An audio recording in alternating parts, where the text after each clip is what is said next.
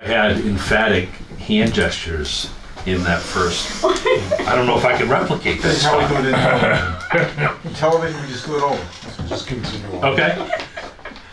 Did you get your answers, Dan? Yeah, I did, thank you. Yep. But that, was it $1 million? 1 million? It's $1 million, but when you get down to the solar, you see It's 500. that's half of it Right. there, and that other $500,000, if you will, we had planned for that because we've over collected this year quite a bit, and so we're gonna purposely collect less than we charge next year so that we can bring that over collection closer to zero, because that's our goal. It's not to be up or down, it's to be even.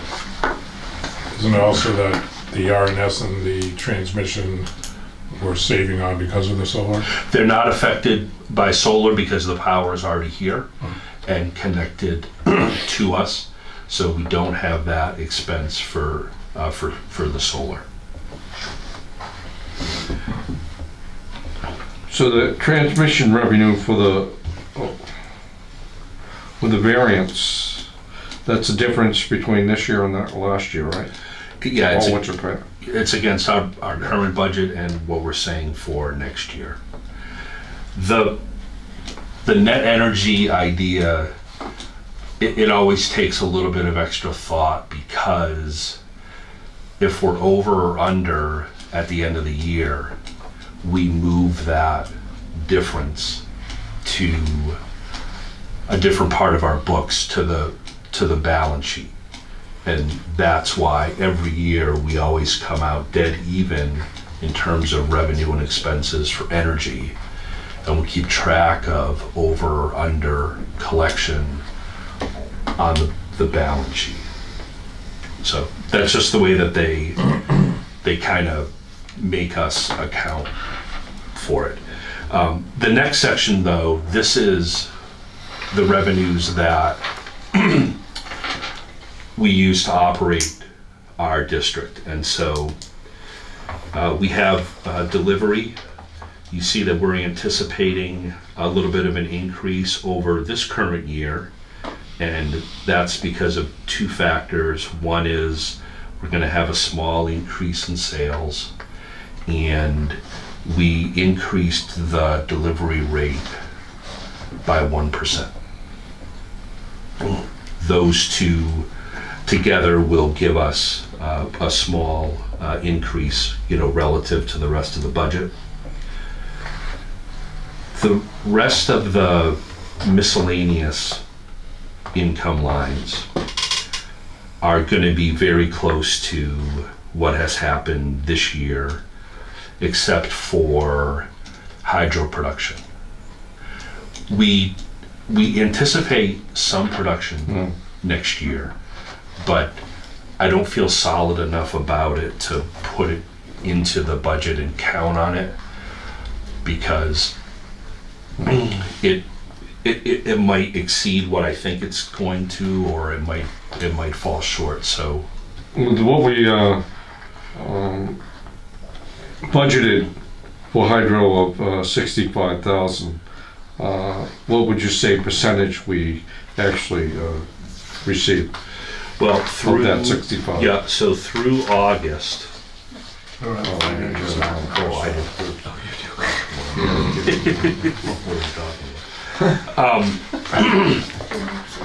Through August, we had 21,000. So you're looking at only maybe a third. Yeah, and we didn't have any September production, so that number will stay the same. It's better not to count on it in the budget then. And next year that could be 2/3. Previously, it's been Yeah, If an they get avoided the other- cost. sure. Yeah. Thank you. 5 or 10, many years ago, it was an avoided cost. So we know we'll produce something, but we just don't know what. And then, depending on the negotiations that come next month, there may be no production for us. Well, that is yet to be determined. So the number to look at for next year is the total revenue number, and we're going to be statistically about where we were this year. We have some overages, but we're not counting on the hydro, so it pretty much washes out that way. On the expense side of it, we have some routine changes that you see every year, and that's our performance pool. The way that we handle increases or raises is that we put together a pool of funds, and then Todd allocates it to people based on how they're performing. It's merit-based. Yeah, so you have, we have a range of people who get more or less based on how they do.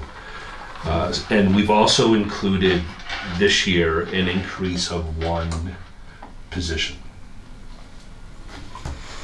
Theory for that position is Weeze will be retiring in a few years, and the thought is that I've spoken to the vocational school, and there are some pretty qualified students in there, and the thought is initially that we may be able to bring somebody in out of school, teach them the basics of the electric utility.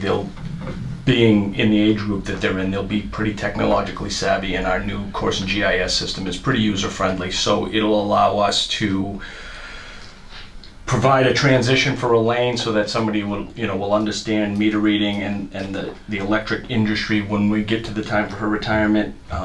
Should we get to the point where we can afford or budget metering, they'll be available to install the meters rather than have a contractor do something like that. And basically it's the little the little data entry things, the little computer finesses that we need that I feel we could probably get out of an entry-level employee that would come and learn the electric utility from us. What does that cost? I had approximated, I was high in the estimate at about $20 an hour. The total cost for an additional employee, Matt, was $78,000. Well, the total cost is something that we don't exactly know. Here's why. We've budgeted for $20 an hour, and depending upon what that person would need for health insurance. So to be conservative, I anticipated that they would need family coverage, which is the highest amount that we have. But there's a distinct difference between how much we pay for a single person and how much we pay for the family. So we've got it in the budget at what the maximum cost to us would be, but it might not end up that way. So it comes out to $70,000. Worst Oh, case sure, scenario, yeah, with everything All in. included in it, all Benefits and everything. Yeah. fully loaded, all Okay. baked, however you say it, yep.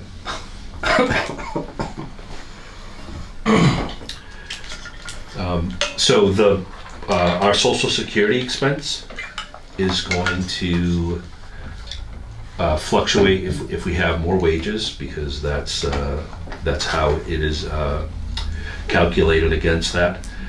The health insurance, I've anticipated, as I said, coverage for the additional position, but also a 7% increase in cost from our provider. This year, it was 4%, but 3 years ago, it was 9%. I don't know what the rates are going to be just yet because they're published in November, and that's a little too late for us. So I anticipated 7 as an average.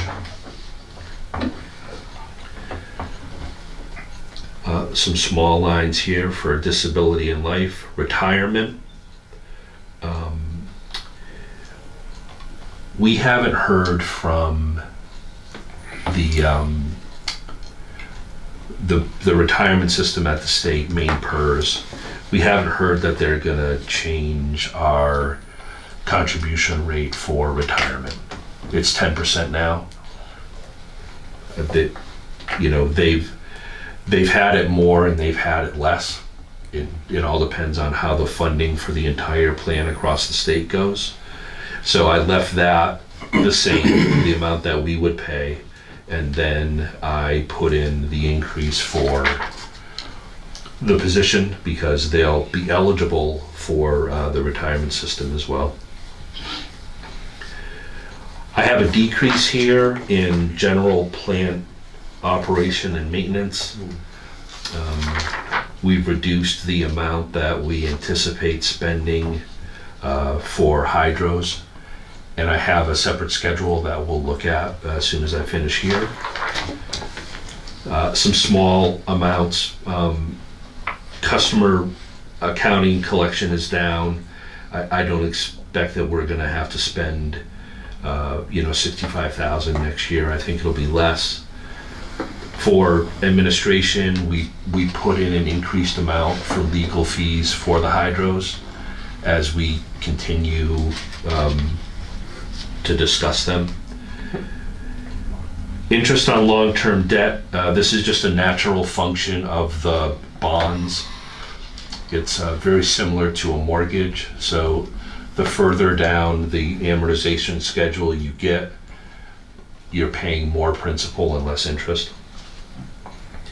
And electrical use, I think, will decrease some because the dams do cost electricity to make electricity, and if we don't think they're going to run as much as they did this year, then I think our costs will decrease. So you didn't factor in America First Hydro at all? I And anticipate it really wouldn't change too much here. it won't. That's true.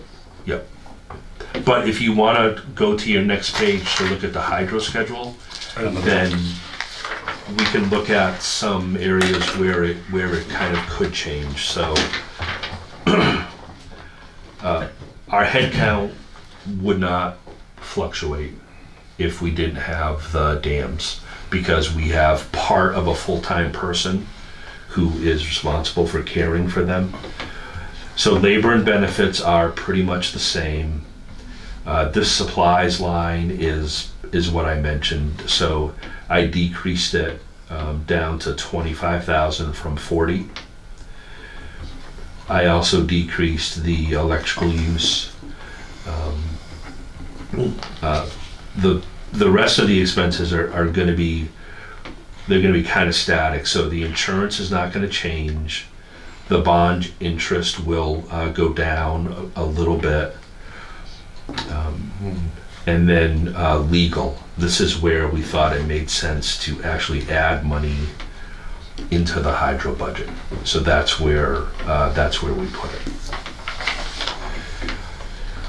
So if we can just go back to the summary page one more time. What I think is going to happen next year is that we'll have a gain on the bottom line of about 355, and I think that's that puts us in a good position to continue to kind of strengthen the financial side of it for next year also. So if America First took over, you wouldn't need labor or benefits, would you? Well, In the budget? because our hydro person takes care of the hydros, it's a part of his overall job. The district wouldn't see a decrease for that because we wouldn't say to him, now you're a part-time guy, because we need him for the other things that he does. But something like supplies, that would go to zero. So you told me if America First took the dams over, When? conditional. Yeah, when is important though. Let's Okay. say January 1st. Okay, Hypothetical, let's go January 1st. Okay. Okay. So then, if you look here, you would see that supplies, electrical use, liability and property insurance, and legal, all of those expenses would go to zero. Right. We would still have decisions to make about the bond and also the ownership of the dams. So we had talked about I guess a New Hampshire model where an operator operates it, but the ownership stays with the owner. If there's a complete handing over of the dams, then the only expenses that we would continue to have would be the labor and the benefits, and that would be because our hydro person would be doing something else here. It would be allocated elsewhere, so it wouldn't be allocated to hydro, it would be, you would get, That's what I'm asking. yeah, you'd get that So percentage, then it you would would be look more at your work than net you gain do. would probably increase to almost 425,000. Yes. Yeah. Yeah. I mean, that would. And what are you looking at the end of the year that we're gonna have 355. reserves? Oh, Yeah, that's a good question. So the reserves will be about the same. Perhaps a small decrease because we're giving back some of this over collection. You're right. So we won't see much of an increase next year. It'll be kind of holding where we are now. Well, I'm just asking that question basically for Jay, getting up to that 90 Yeah, day. yeah. So some things Where do we that stand? will have a larger positive impact on the cash certainly would be the retirement of the bond, because that would do two things. We wouldn't have that principal and interest payment, and we also have a chunk of money with them as a hedge against default. So they would release that back to us. Now, the depreciation, that's still 360. Mhm. How are we doing with the GIS and homing in on what our assets are? Yeah, we met with them last week Yep. to continue planning the process. So we're making progress, but it's not something that's going to happen super quickly, because what we're focusing on in the initial part of it is the ability to keep the grid current with changes that we make to it, adding services or replacing transmissions, things like that. Transformers. I was gonna say, we don't put the transmissions in the GIS. So it's part of our process, Dan, but we're focusing on some really kind of mechanical things about being able to track time and materials. So what do you think an ETA would be when you actually come up with a number? I would say probably a year.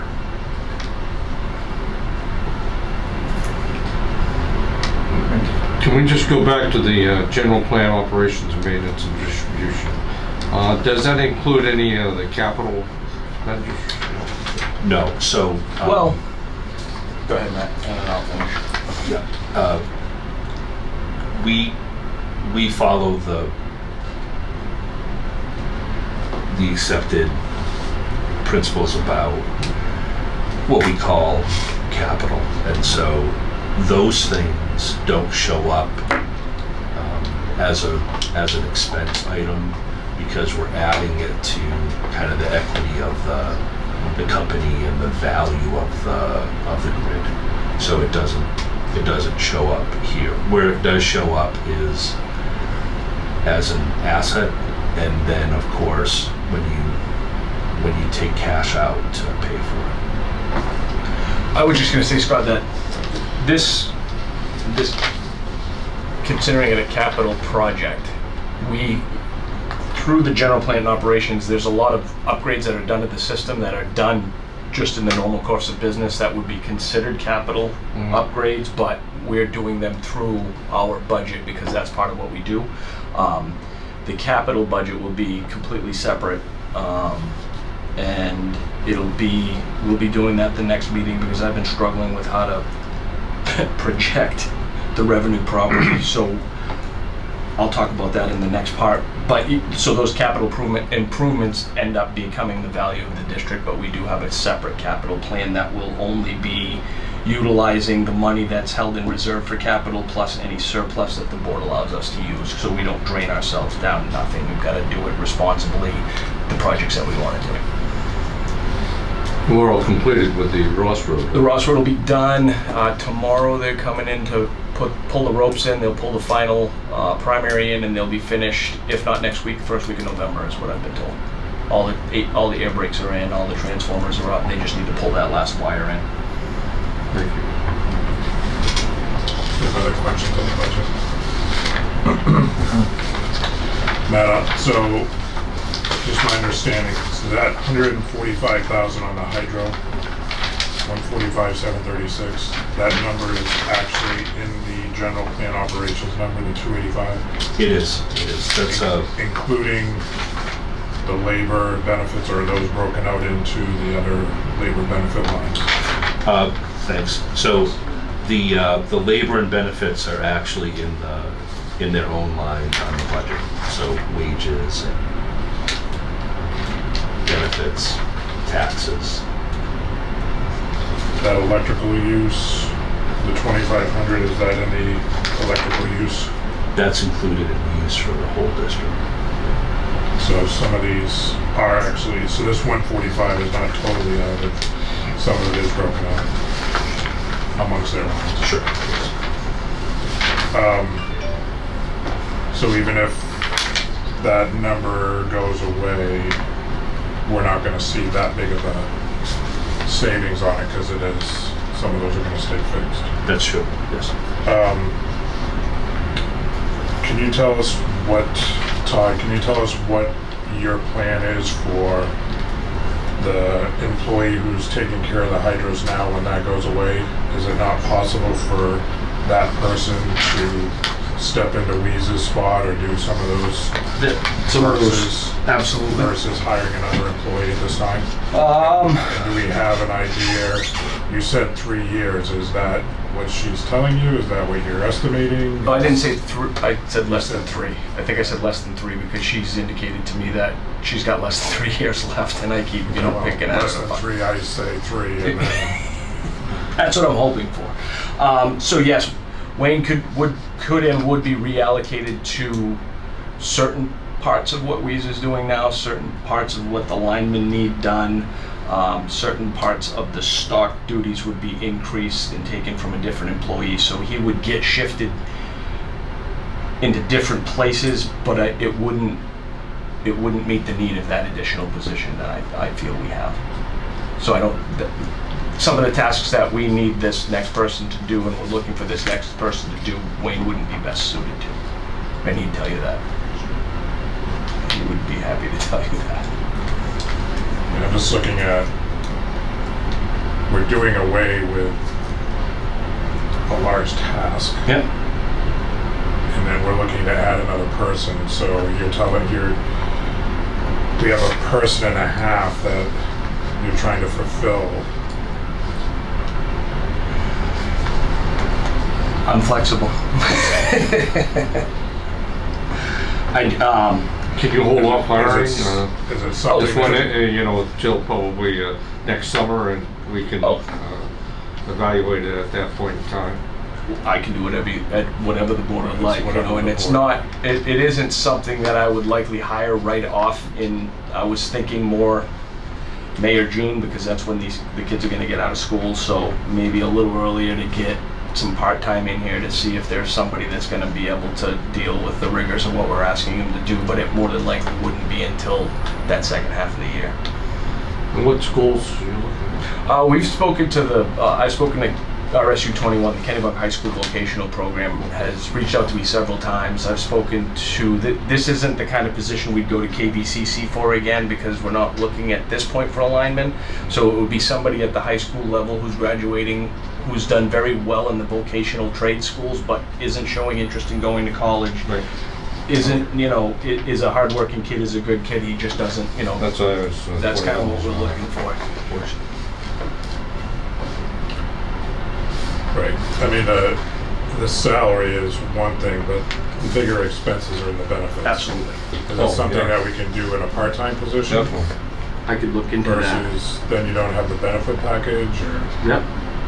I can see if there's something I can do about that. I'm just looking at, you're taking a guy who's doing a lot on the dams. I'm not sure what his other duties are, but General property maintenance, he's the stockman who goes he does the oil changes on the vehicles and but yes. but now you're gonna free up half of his time. Yep. How do you get these cars cleaned? We have a pressure washer. We clean them up. The guys that are assigned to a truck are responsible for keeping their truck clean.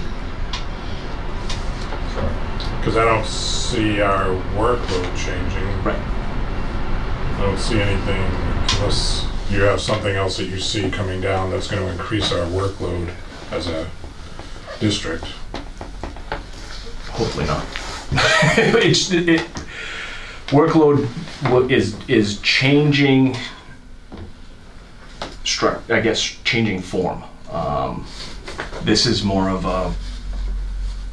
the future of metering is going to be not as labor intensive. It's going to be with all of our, as we're getting more GIS, more of that information in there, it'll be more technology driven, and it's the need we have. And it, speaking out loud, maybe we could cover it with an intern or do a part-time position like you said, but it's to make sure the data that we have in GIS is accurate, to be able to do those kind of entries and cross checks, get all the transformer cards, stuff like that into the system so that everything is in the system, so we have the information we need and we know that it's accurate. So it's kind of a different dynamic position, but we can likely train somebody to do it in-house if need be.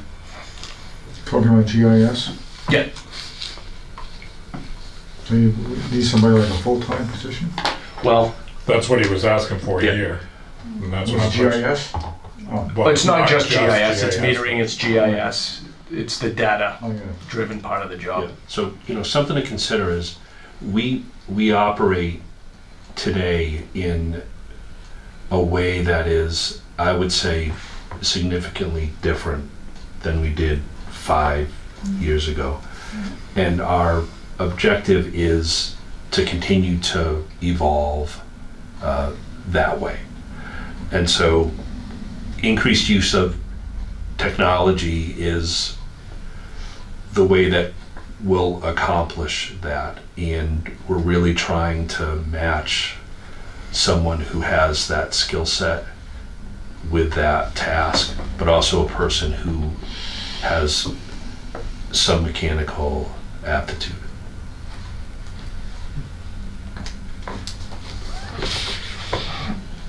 I can do that.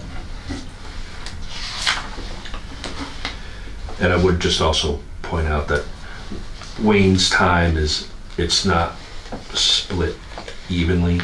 Halftime for hydros and halftime for his other duties. His cost is closer to split because a lot of his work that he does is on the weekend, and it's at a higher rate because he has to go out and manage them when the rest of us are not working. Manage the dams? Yeah.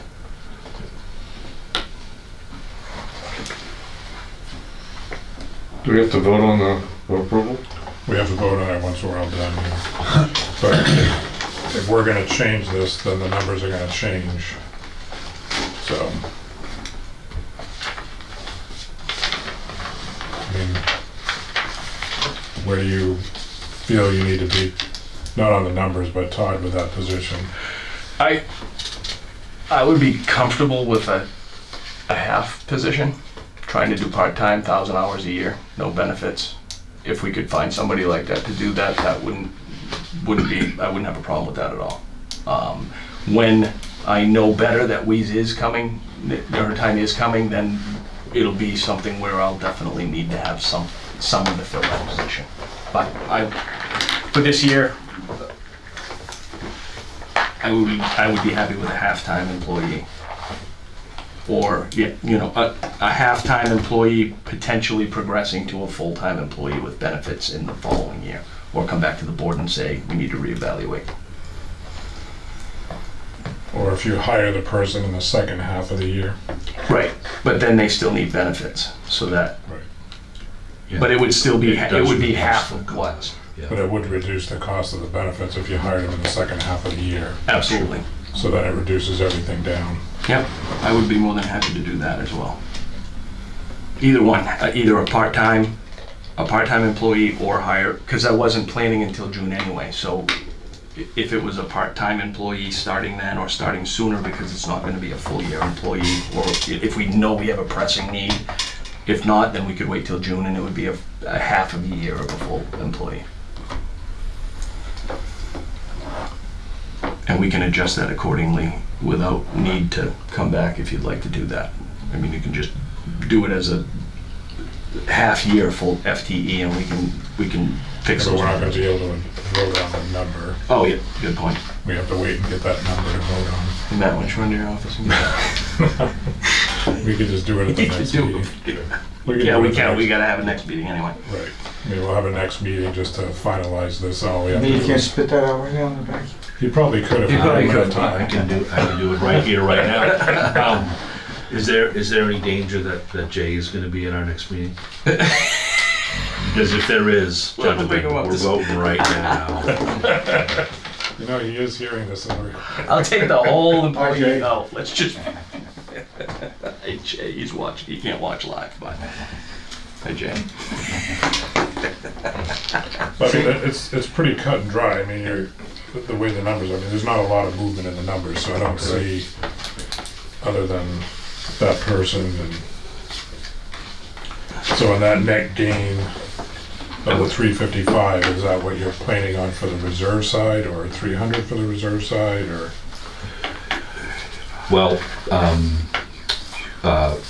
for the reserve part of it, what I think would actually kind of come through would be closer to probably just about 25,000 extra in cash, because we have other things that affect us that don't show up on the P&L like we talked about. So purchasing the equipment to improve the grid, that doesn't show up on there, but we do have to do that.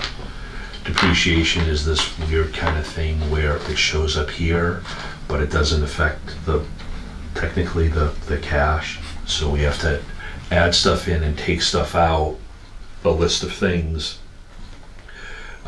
Another one is the principal payments on the bonds. So just the interest shows up here, but it's, 244,000 next year that we're gonna give out in cash. So is it not possible to show that in a graph versus listing it out like this? So we get the big picture? Because all we're looking at is just a quick little snapshot of stuff every year. So, I mean, you could do a spreadsheet, and on that reserve, you could show that those Yeah. balance sheet expenses that Oh, you're sure. talking about, you could put those in so that we're having a clearer picture, Yeah, I'd be happy to. I can convert it into what adds to it, what takes away from it, and what I anticipate it'll be. Sure, very easy. Yeah, I mean, it would be easier to look at that and see it in a spreadsheet graph versus, Well, what I'm going to propose that we do though is, in the projections that'll be coming for capital, you're not going to see the revenue of energy in that. Well, all you're gonna see is delivery revenue, and whatever the percent increase is for the delivery revenue, whatever the projected percent kilowatt hour increase is for the delivery revenue, because we have to zero out the electric, that we're not supposed to make any money on that. So to simplify the capital plan, it will be just based on that delivery revenue, and it will take into consideration what as you said, we know that we've got bond payments, we know that we've got depreciation, we've got those things. This is the projection for revenue over those years. Here's what we have to pay, here's what we have left, and here's what we're proposing to do with it. Right. And we'll do that for 5 years to start. Yes. Because That would 10 be- years, you're that just would be very throwing darts helpful. at, so we, And it's not, the current year that you're going into is pretty much set in stone. Yeah. But everyone knows that, year 2, 3, 4, 5, Mhm. those could adjust once you get closer to those years, absolutely. based on what's going on. Yep. In Definitely. the district, or what changes within the district, or, Yeah, more, there's things that I'm considering now that I had, you brought it to my attention, I think the roof on this building, well, that's gonna go one of these. So we're looking at the bigger picture in our planned operations as well, not just infrastructure improvements for the for the system. So you'll see, it won't be completely in depth, but it'll give you an idea of the big items that are gonna come and how we're gonna pay for them. right. You never know when the building's gonna collapse someday, but that's what insurance is for. No, it'd be helpful just to see it on that spreadsheet, looking at it versus, getting a list here. Yep, can do that. Does anyone have anything else to ask on the operational budget before we go into the reserve stuff that they're proposing?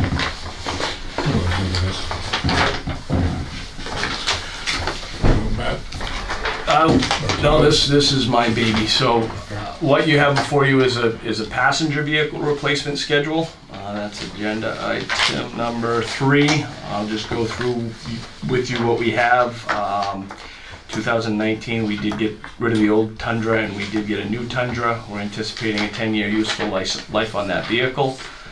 2020, if approved, we're looking at approximately $40,000 for, it's looking more likely a 1-ton dump to do the parking lot here. They are considerably less expensive than a pickup truck, and they're a lot more useful for us. And so that's what's being considered for 2020. The current is a 2011 with 110,000 miles. We may keep that pending the cost of the new vehicle. That would be for 2020.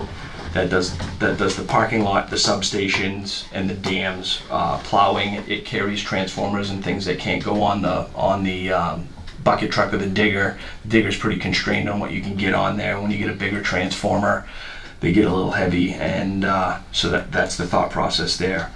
2021, the crew call truck, we're anticipating $35,000 because we will trade in that call truck. The current truck's a 2014 with 111,000 miles.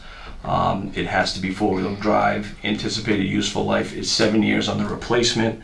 I know that the current truck is only 5 years old, and we're anticipating 7. We've got 2 new linemen who live within, one of them lives within 5 miles of the district, the other one lives within, one of them lives off Ross Road, the other one lives off Thompson Road, so they're less than 4 miles away, 5 miles away from the building.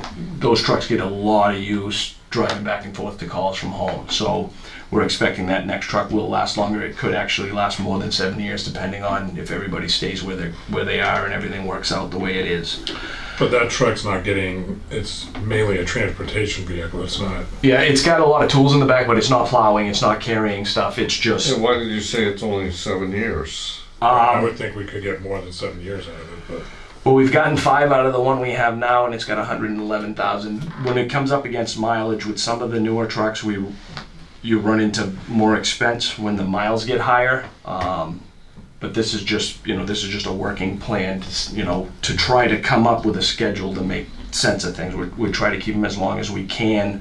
This one might actually last longer than that. How many miles per year do you think these trucks do? Let's see, 500, about 20,000 miles a year on that call truck. Just over 20,000.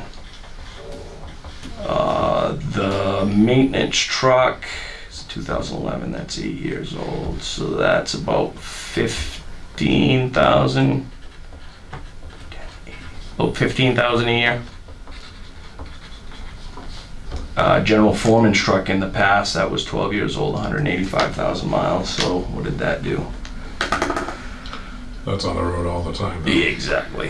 Let's see, 185,000 divided by, that was 12 years old. That did 15,000 a year.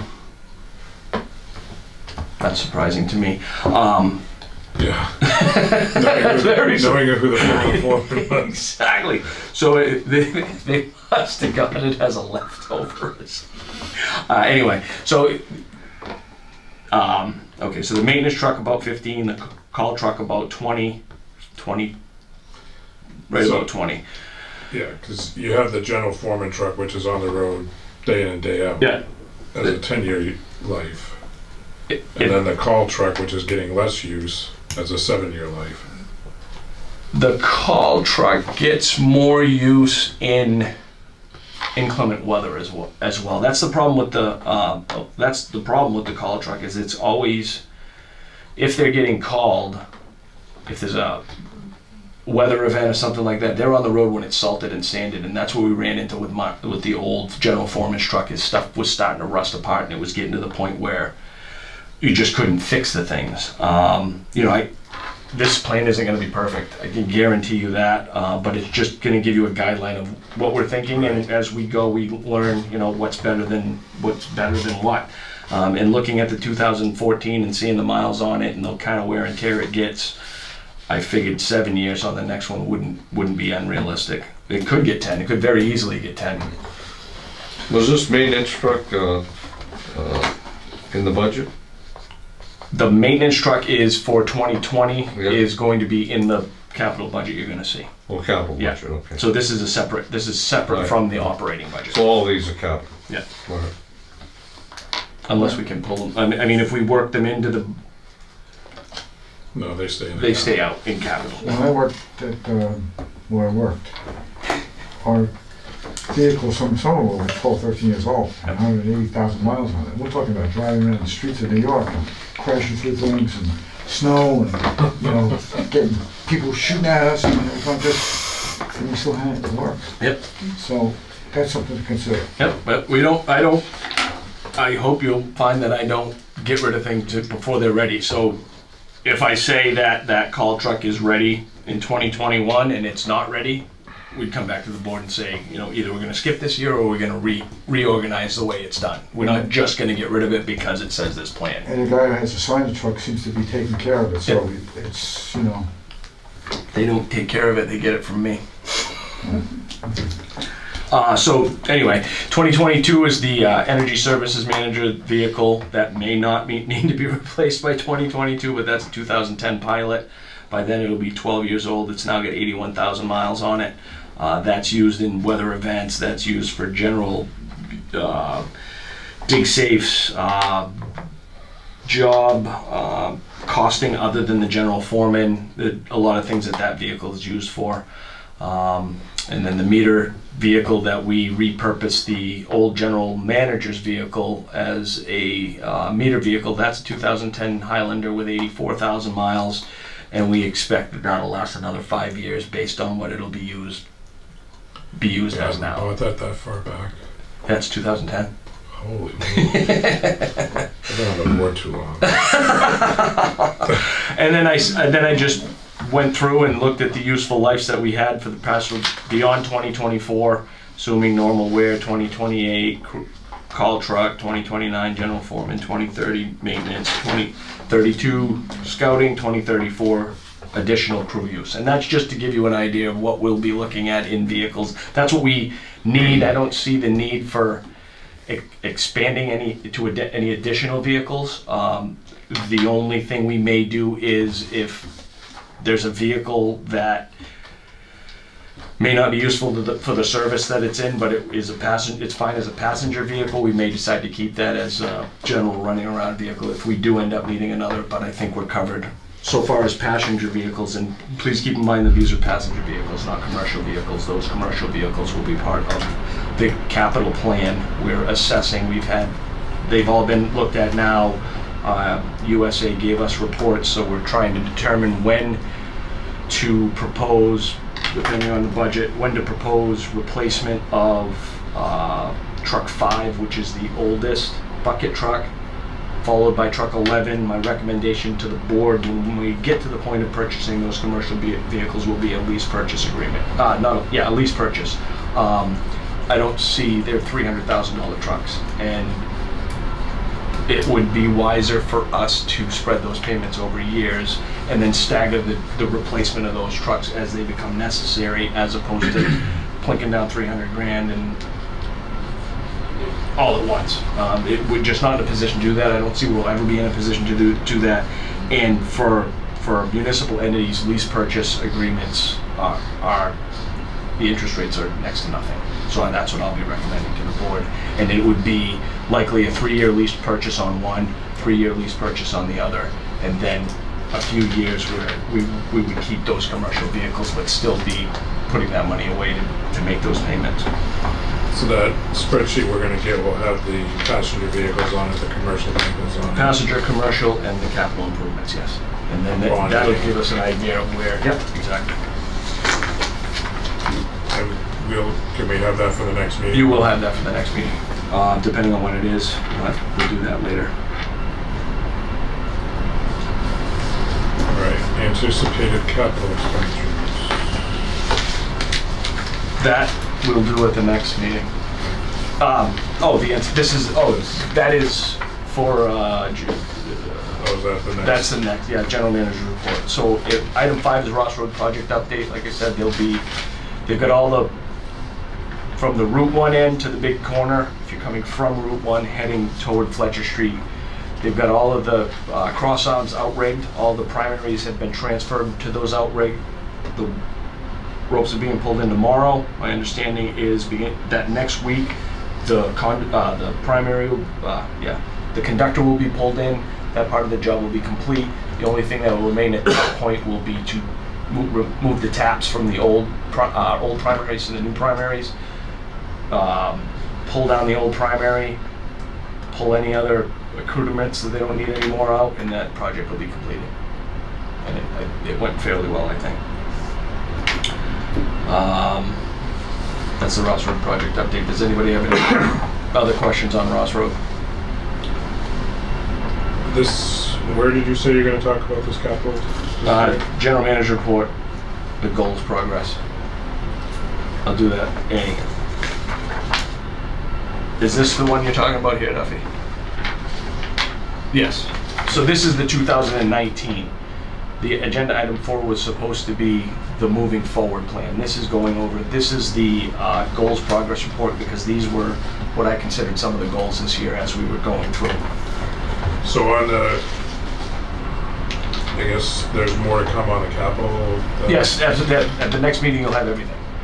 It'll be, we're finalizing the numbers of what Ross Road cost us, how much is left in the capital reserve account, we're trying to project what we'll have remaining at the end of this year, but it won't be perfectly accurate. But all of that information will be at the next meeting in November. And Mill Street? Mill Street's being considered, and it will be in that. The rehab of the substation is being considered, along with other. Those are the big ones, and then the smaller ones from there. Parking lot paving, and there's no real major projects that need to be done that are at the scope of either the Ross Road or the substation. Not currently, at least.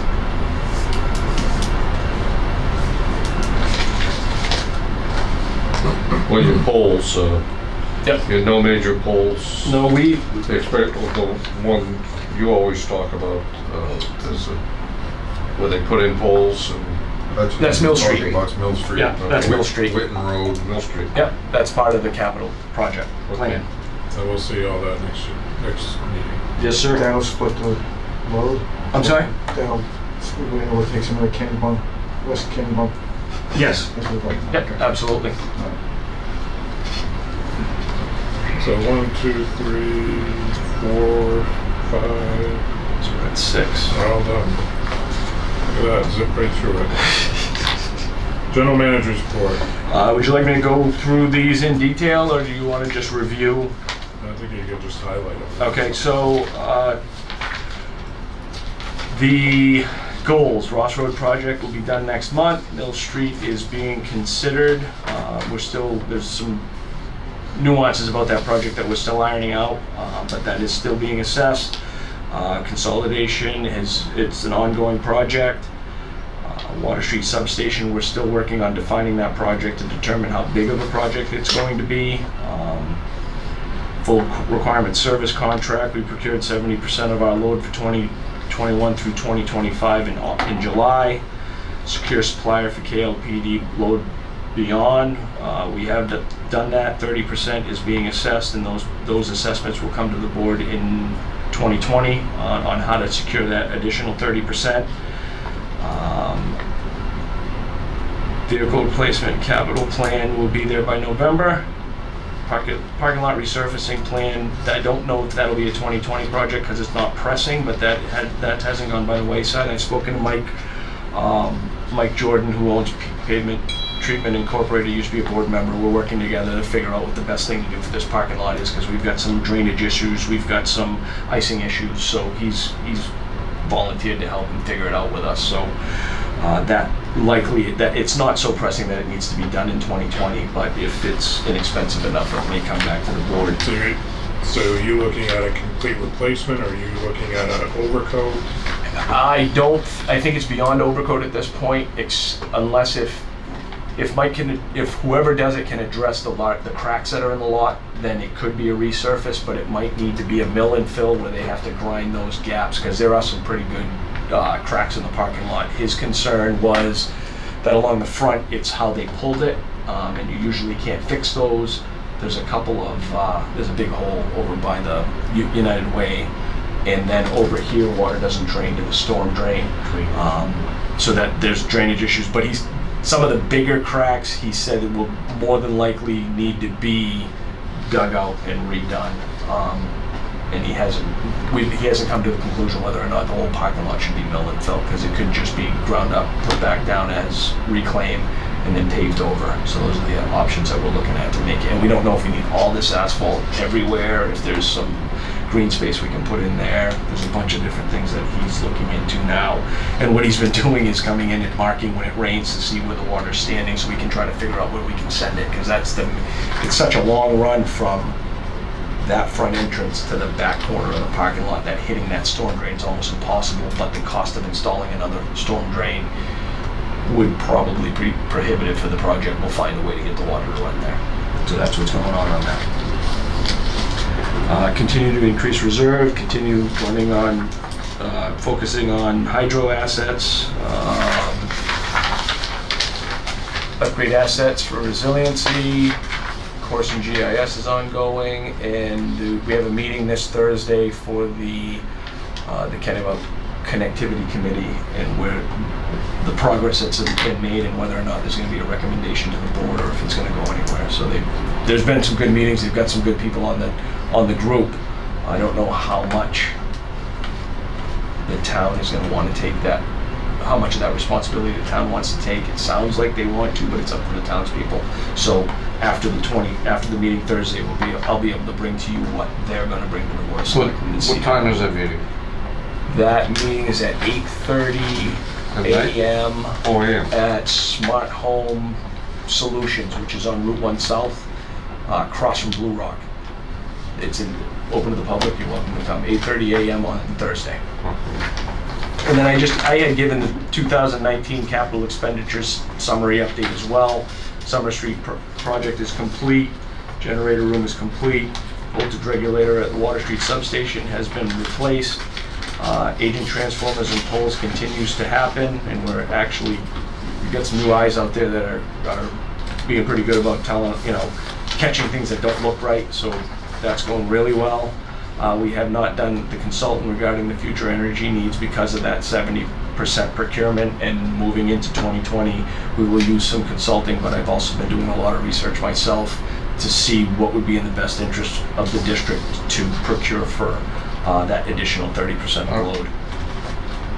Transformers Yep. at at the Water Street Station. Yep. Are there any, I know you addressed the real Yep. hazard ones. Are there any more The that we need to do before the winter? The transformers you mean at Water Street? Those transformers are in good shape. One of them's from 1998, the other one's from 2001. They're keeping an eye, they're humming along swimmingly. We're looking at additional monitoring for them. And if they go out, you're able to jump over? Yes. Okay. The other question I wanted was on Ross Road. Yeah. Is that now being supplied from West Kennymount all the way to Hannaford's and to Rundle? Not yet. Not yet. Once they get beyond the corner and they get it tied into Route 1, then that'll all be fed out of West Kennymount. And what date do you anticipate that? I was told by October 31st. I'm thinking more like first week in November. So it'll be hopefully before the next meeting.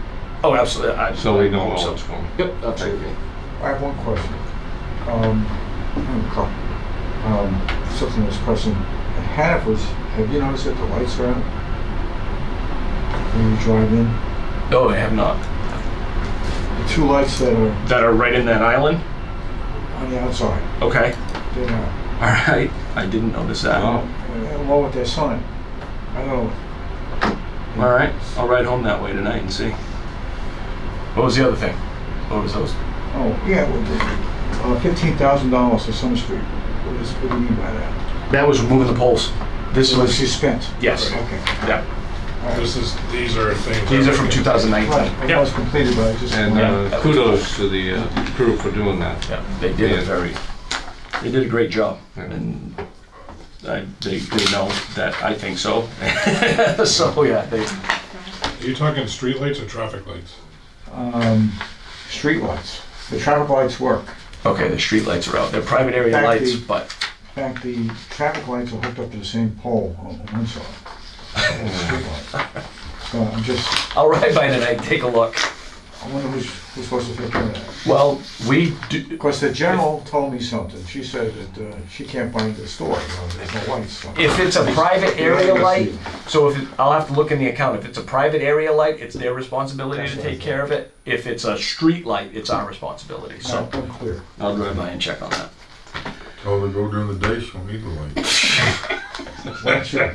I wouldn't talk to the general like that if I were you, Dan. So that's any questions on the Going goals? to get his pizza. Asplund tree trimming update. Asplund they brought in a second crew. I don't know if I've told you this already. They fell a little behind because of the Ross Road project and the amount of time they spent there. It's under the same contract price, but we said we need it done by December, so they brought another crew in. They've done 3/4 of the Walker Road in Lyman, all the way out to American Way. There were some horrible areas out there that hadn't been trimmed since the houses had been built. So they've done from, if you're familiar with Lyman at all, they've done from the old North Berwick Road out the Walker Road all the way to the end, They've come back now down Old North Berwick Road, turned around at Sunny's. They're coming back Old North Berwick Road. They'll finish the Walker Road and then they'll come back through. They've got a little bit more to do on Kroll Road and then Route 35, but they've done all of Old Falls Road and all of the side tops off of that, all the Middle Road, all the side taps off of that, and you wouldn't believe it's night and day. You can you just drive by those like Verdant Way. You can see down the whole road now. Before you couldn't even tell there was a road there. So the people were very happy after a little resistance. And then there was one house on the corner of Middle Road and Old Falls Road that's been problematic for probably a decade. And I got a call from Asplund that said the house is for sale and the bank owns it. Cut them down. If they're within our spec, cut them down, I'll deal. And we haven't gotten any flack, but it looks a lot nicer. It's night and day. And I think in regard to the next item, the weather event update, that's got a lot to do with it. I mean, So do they meet their goals so far? they have, they are on behind? track. They're on track to meet the December deadline because they brought the second crew in. Okay. So they've got 2 trucks going, 2 crews going, and they're leapfrogging each other. So they have told us that they plan to complete it by December. And then next year, we're moving the rotation around because C Road's pretty hairy right now, Brown Street's pretty hairy right now, so Yeah, we'll Brown be Street's doing really bad. High Street from the Route 9, from the Turnpike overpass back in. We had to reassess because there's some bad spots in this area. But the 10/16 weather event, we had I think it was 4 or 5 customers that were out for a single event. A branch came down on Branch Road, and the primary parted out of the splice, and so they had to just pull the primary back in and hook the taps back out. That was our only issue. We got more calls Wednesday from CMP customers asking how to get in touch with CMP than we did from people that were without power from us.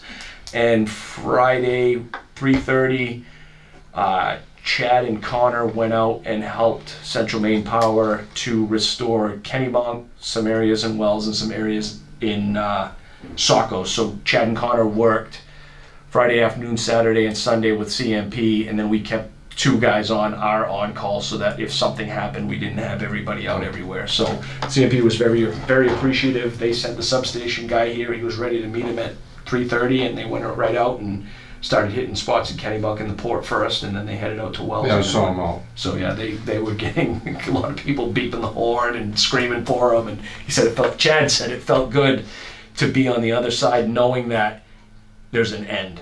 Like he was gone out and he knew that he could tell them at 5 o'clock he's got to go, or he knew that Sunday was the end of it. And he said, storm is an adrenaline thing. He said, but when it drags on and grinds, he said it gets old. So it was nice to know that he didn't have to be there until it was completely restored. But they did do a great job, and they helped CMP to restore. That was that weather event update. And then for November, we need to discuss the November schedule. We were going to have the meeting on November 7th. There's a conflict or two in schedules. Ian is in no rush. He said November 7th is not necessary, doesn't necessarily have to happen November 7th. I don't know if the board wants to push it off to either the next week or the regular meeting date, but that's where we're gonna get into some, I think I heard Duffy say that he wasn't available the week of the 22nd of November. Is that correct, Duffy? Or am I just The 25th. So the 25th. So as of right now, So I think when we went it on the table, everybody had a conflict other than the 7th. okay, so Jay now, had a conflict, Dan had a conflict. I have a conflict from the 18th to the 22nd. all right. Right. So, I mean, you can have the meeting without me, that's fine, Bob No. can run it. No, I wouldn't want to. Mm. You're 18th to the 22nd? Okay, Scott's gone that week, I'm gone the week of the 25th for Thanksgiving. okay. Are you gone the 25th? Yeah, I'm leaving the 25th. Yeah. What about? Wasn't there drop dead date for America First Hydro They have in November? They have another meeting scheduled. 15th? I think it's the 15th, but that's a Friday, so it might be the 14th. So they do have a meeting scheduled, progress report meeting, study schedule meeting. So if we, I mean, if you got to do it the 18th and 19th, I don't. We were pushing around these dates because Ian wanted to try to finish this before the end of the year. yeah, and I talked to him yesterday, and he said he's not. It's you know, things come up, and I told him the 7th might not work. He said that's not a problem. I said there's a meeting the 22nd. There's supposed to be a meeting the 26th. They said, but I think it'll get moved. But we probably don't want to do it in the same meeting that you approve the final budget. We want to have it on a separate date. So let me first ask, for the regular November meeting, other than Scott, can everybody else do the 19th?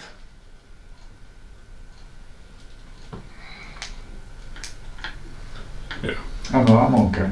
Okay. I mean, could you do it like the 18th?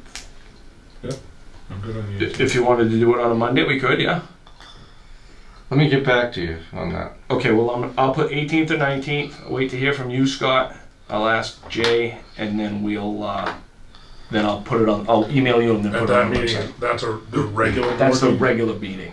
Yeah. So that should And we be- could handle all the stuff that we wanted to do November 7th at that time.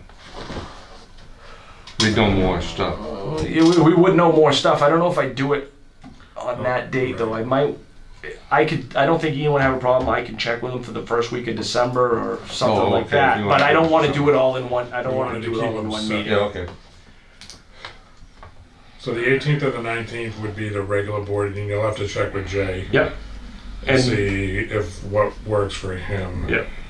And And that meeting shouldn't be that long. I mean, No. you're going to provide us with the updated operational budget, which we'll then approve. Yep.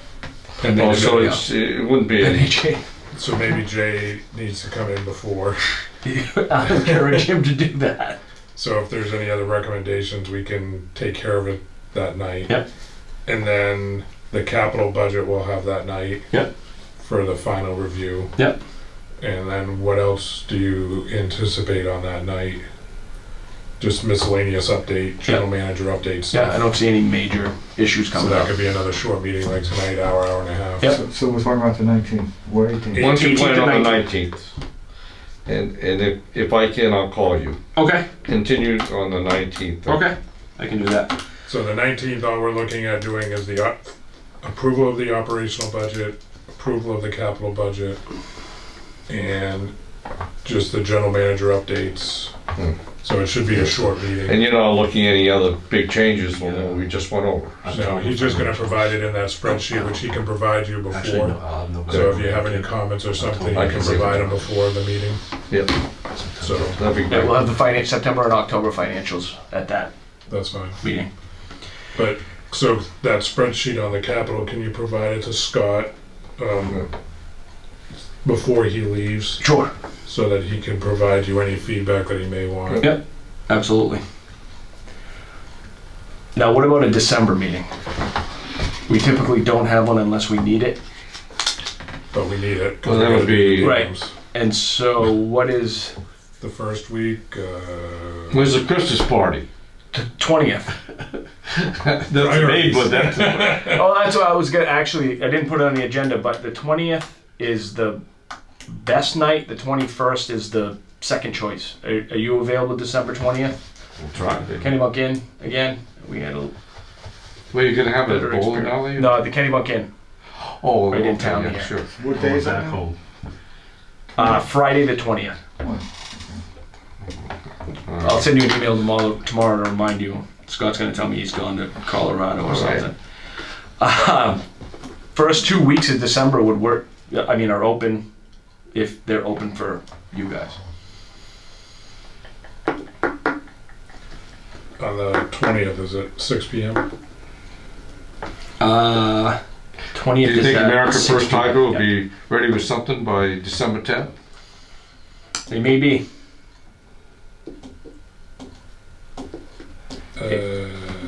Unless you want to do it on the 17th. If And then we have the thing on the 20th. are the 3rd, 10th, and 17th, are those open? I'm coming home. Yeah. So, Yeah. sorry. Christmas Eve and New Year's Eve is on a Tuesday. Yep. Well, that's So, not yeah, So the 3rd would work. Yeah, I'm coming home that day, but Okay. I'm arriving back in Oh, Boston at 9 a.m. okay. So 10th. the 3rd is fine. The 10th is fine. we're talking about the meeting now, right? The damn meeting. Oh, the dam meeting. Yeah. Oh. I'll try to get the 3rd. Does the 3rd work for you? Yeah. Matt, you be here the 3rd? Okay, good. All right. Yeah. I'll shoot for the 3rd on that meeting, and I'll email you once I talk to Ian. It's just we won't have another meeting until January 28th, right? Which we don't normally have Right. a meeting in December. So Yeah. probably Christmas. All right. So November 19th. So I have a November December 3rd. 6th, 19th. That was So 19. the damn 12/3 and 12/20. Yeah. Got it. We'll just need to have a lot of information ahead of time so that I'm gonna get you all the information I can get as soon as I get it. And it's supposed I have one of the documents that was requested, and then the other documents are being fine-tuned to send to the attorney to send to us. There's gonna be some high-level detailed business plans that are gonna be confidential, because he doesn't want everybody in the world knowing how he plans to run his business. Then there'll be a stripped down version for the public, and then the true commitment letter for the funding will be confidential, but there will be a different letter that will be, the concern is to allay the fears of the board completely, and allay the public's concern, but not as, they're not gonna go into as much detail with the public. And I can explain that to you at that, you know. Is he gonna prior have to us that sign meeting. an NDA on that? I don't think so.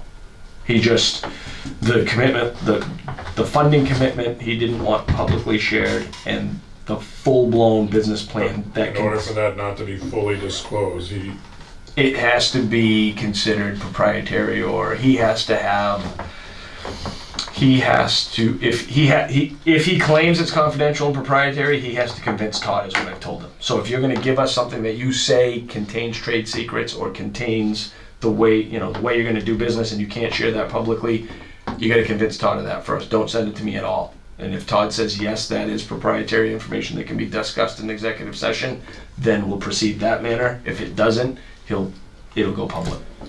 So it all depends on if what he's saying is proprietary and a trade secret is. So all that information will be available well before that. Any other questions on that portion?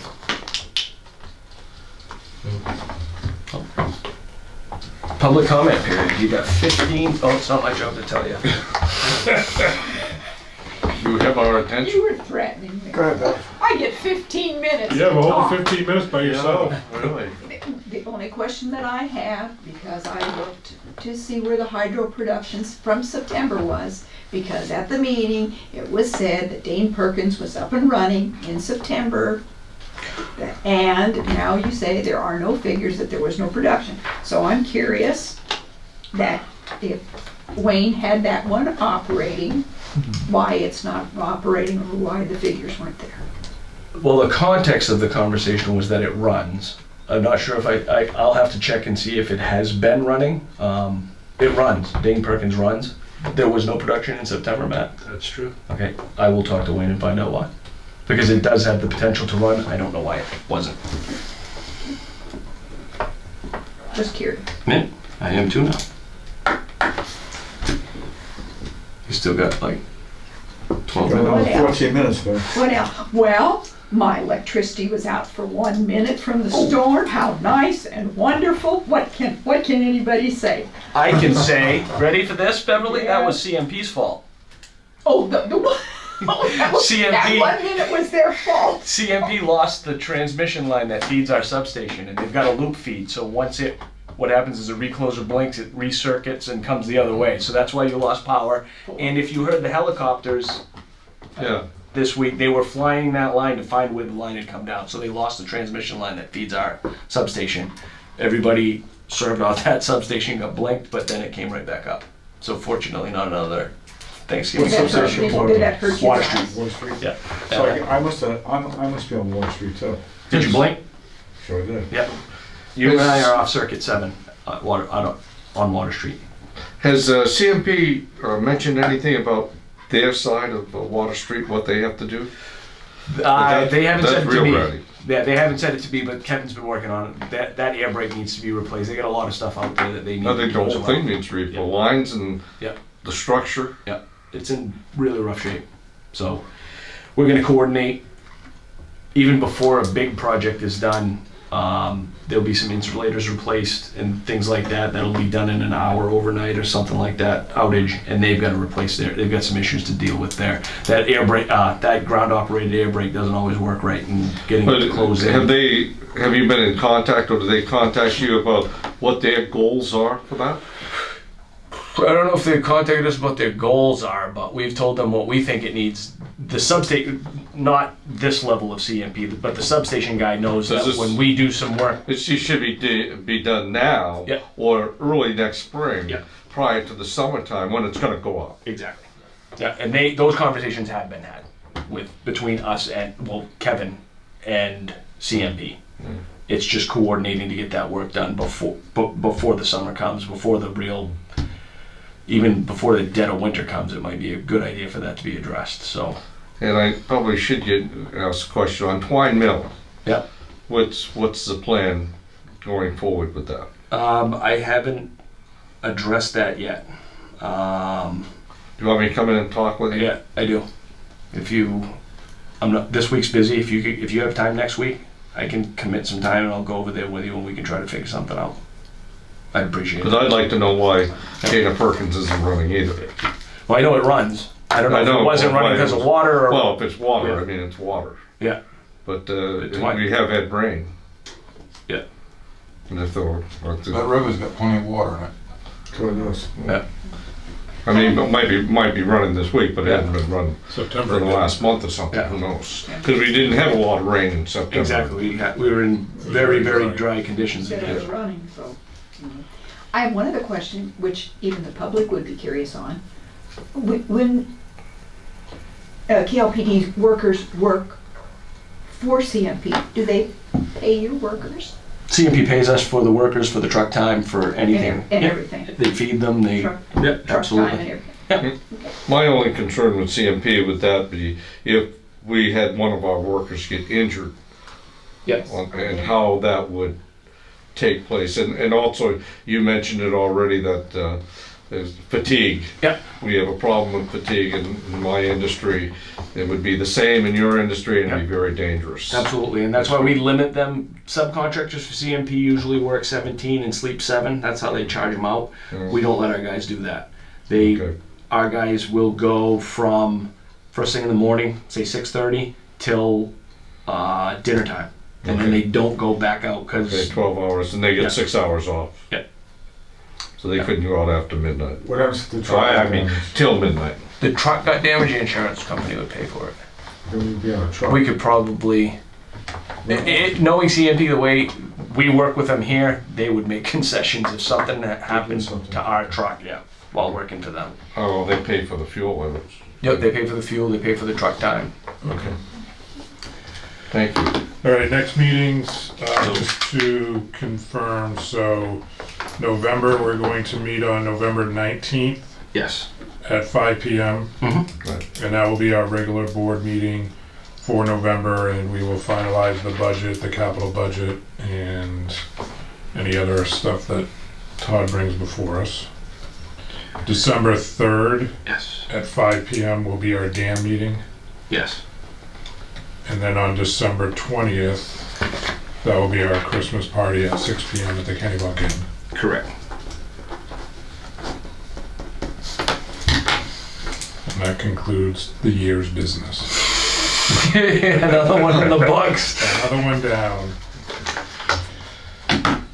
All right, anything else to come before the board before we adjourn? Meeting to adjourn. Second? All those in favor? Aye. Thank you all.